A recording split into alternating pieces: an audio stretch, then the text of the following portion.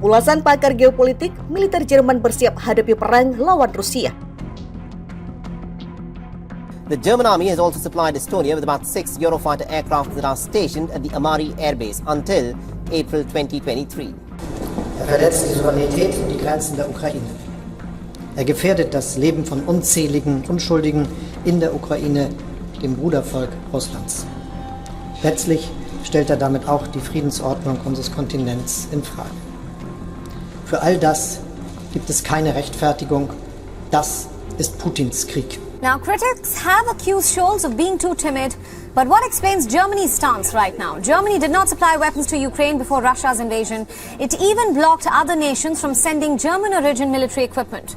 This is because of a long-standing policy of not exporting arms to war zones. The reasons for this is the long shadow of Germany's history. The policy had broad public support given Germany's bloody 20th century history, and specifically guilt towards the Soviet Union over World War II.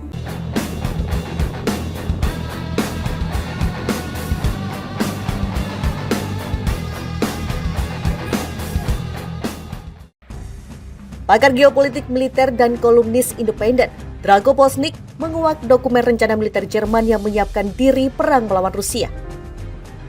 Southfront.org, Kamis 24 November 2022, Poznik memulai ulasannya dari kilas balik Jerman sesudah era Perang Dingin. Militer Jerman atau Bundeswehr saat itu melakukan rekonstruksi dan perampingan besar-besaran, secara drastis menurunkan jumlah pasukan siap tempur. Setelah pembubaran Uni Soviet pada awal 1990-an, Bundeswehr dibiarkan tanpa musuh utamanya, menghilangkan kebutuhan untuk mempertahankan ratusan ribu tentara yang siap tempur. Sejak itu sebagai akibat dari perubahan doktrin NATO, militer Jerman memfokuskan kembali pada gaya perang intervensionis, membantu banyak invasi yang diluncurkan politik barat.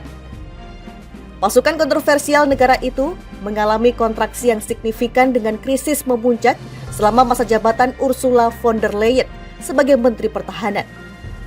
Bundeswehr menjadi bahan tertawaan nasional dengan laporan beberapa tentara menggunakan sapu alih-alih senjata.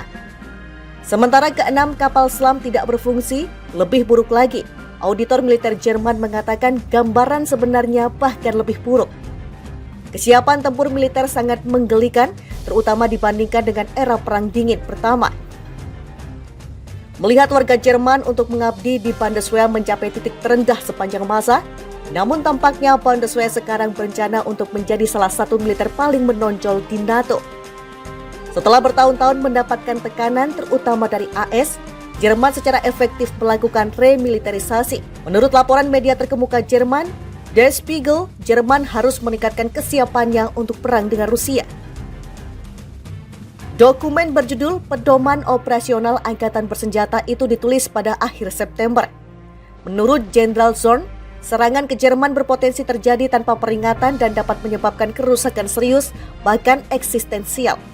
Oleh karena itu, kemampuan pertahanan Bundeswehr sangat penting untuk kelangsungan hidup negara. Mega reformasi militer Jerman.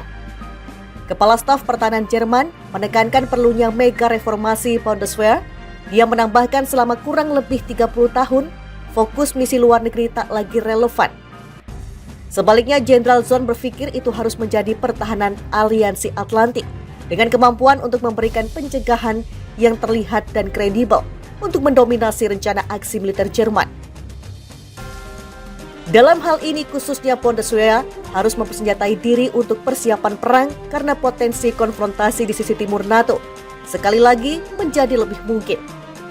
Zorn lebih lanjut menyatakan Jerman harus memainkan peran penting di Eropa dan memperkuat Bundeswehr. Jenderal itu berpikir pasukan yang sangat terlatih siap untuk operasi, terbiasa dengan skenario perang intensitas tinggi adalah tulang punggung pencegahan. Bundeswehr harus mampu mempertahankan pemeliharaan unit operasional dan siap tempur besar yang tersedia untuk NATO setiap saat. Dalam catatan penutup di dokumen itu, Jenderal Zorn mengklaim perang di Eropa adalah kenyataan dan Jerman harus siap untuk kemungkinan seperti itu. Bundeswehr harus mengerahkan pasukan reaktif dan agresif dan mungkin tidak dapat menunggu dukungan dari Angkatan Darat AS. Selain itu, Zorn berpikir baik di Uni Eropa maupun NATO tidak mampu merencanakan dan memulai tanggapan terhadap serangan di sisi timur setelah itu terjadi. Tindakan tertentu untuk mengubah situasi sudah diambil. Bundeswehr sedang mempersiapkan pembentukan divisi militer baru pada 2024. Dalam sebuah wawancara dengan Der Spiegel, seorang jenderal Bundeswehr mengatakan, jika Jerman memperkuat angkatan bersenjatanya, tidak ada tentara yang akan bergerak di Eropa. Meskipun cukup jelas mempertahankan dan memodernisasi angkatan bersenjatanya adalah kebutuhan dasar negara manapun, rencana baru militer Jerman hampir tidak dapat digambarkan sebagai pertahanan diri. Sementara Uni Soviet mempertahankan kontingen militer besar-besarannya di Jerman Timur selama Perang Dingin Pertama, termasuk senjata nuklir termo, Federasi Rusia modern hampir tidak memiliki unit konvensional yang dapat membahayakan tempat manapun di Jerman.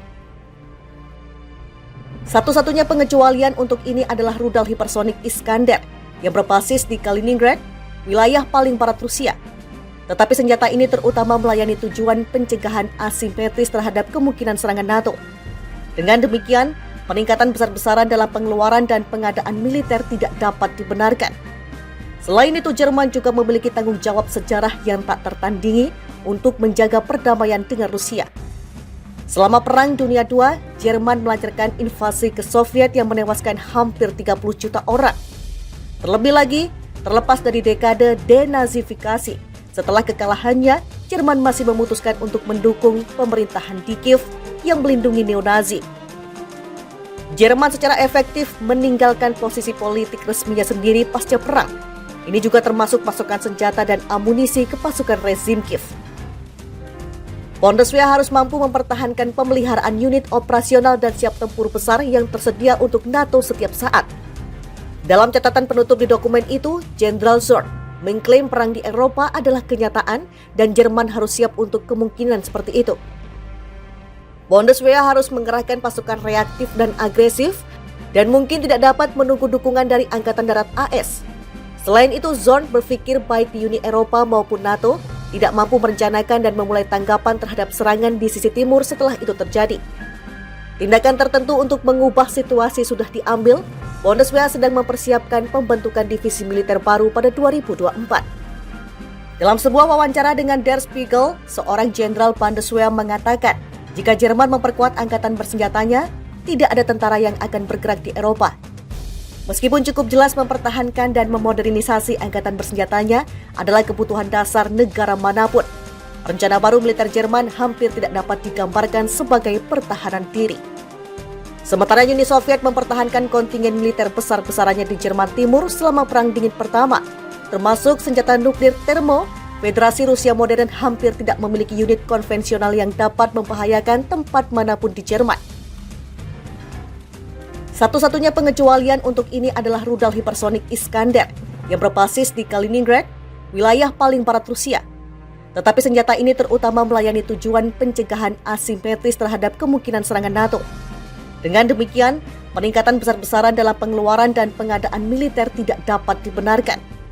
Selain itu, Jerman juga memiliki tanggung jawab sejarah yang tak tertandingi untuk menjaga perdamaian dengan Rusia. Selama Perang Dunia II, Jerman melancarkan invasi ke Soviet yang menewaskan hampir 30 juta orang. Terlebih lagi, terlepas dari dekade denazifikasi, setelah kekalahannya, Jerman masih memutuskan untuk mendukung pemerintahan di Kiev yang melindungi neo-Nazi. Jerman secara efektif meninggalkan posisi politik resminya sendiri pasca perang. Ini juga termasuk pasokan senjata dan amunisi ke pasukan rezim Kiev.